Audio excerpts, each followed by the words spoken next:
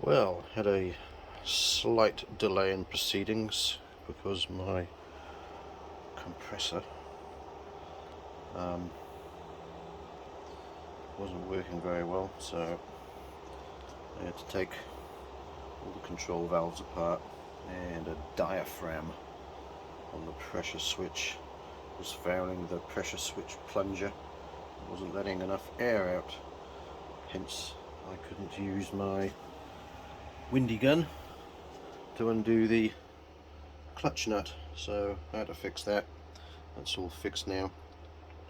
So I got the clutch off and then separated the cases, and oh my god, what a joy to work on an engine like this. It's just so simple, it just comes apart so easily. Quite a change from the last project, the Ducati, which was just a friggin' nightmare because it had the vertically split crankcases and shims and things flying everywhere when you separate the crankcases. When you separate the cranks on these, everything just stays where it should be. Nothing moves, and you know where everything is and where it should be and the condition of everything. So overall, this engine internally is in very good condition, and somebody has spent the time and the money getting it right.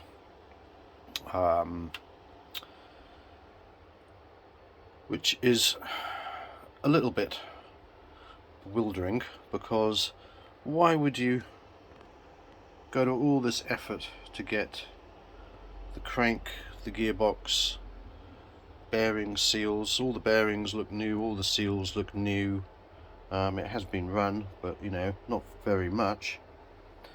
And you don't do anything about the shitty bloody crankcases, which paint's falling off and stuff. I just don't get it. But I see this quite a bit on people's bikes, So I think the conclusion I've come to basically is that I'm not going to be touching much of these internals. Obviously I'm going to take the crank out, and I will well, all of this stuff is coming out, and I'll do an inspection on everything, but everything's clean, everything's looks pretty much unworn. The crank I'll check for run out, etc. I haven't taken the end nut off the crank because I don't think I'm going to have to, because I think this crank is going to stay as it is, just have a bit of a clean up. It is clean. Just the seals will just need re-cleaning. And I mean, look at the state of the studs. I mean, why would you do that? Why would you leave crappy, rusty, bloody studs in your crankcase and dowels and things when you've got all this effort? This this engine is not original inside. Somebody has been in here and done a lot of work, to get everything right. And yeah, I just find it quite strange, to be honest. But there you go. So yeah, next thing is basically to strip everything out of these crankcases, including the studs. These studs will be coming out, and that is because the top case anyway is going to go off for recoating, along with lots of other engine parts, all the painted engine cases, so the barrels, the head, all the covers, clutch cover. And I've made the decision that I'm going to get them all Cerakoted.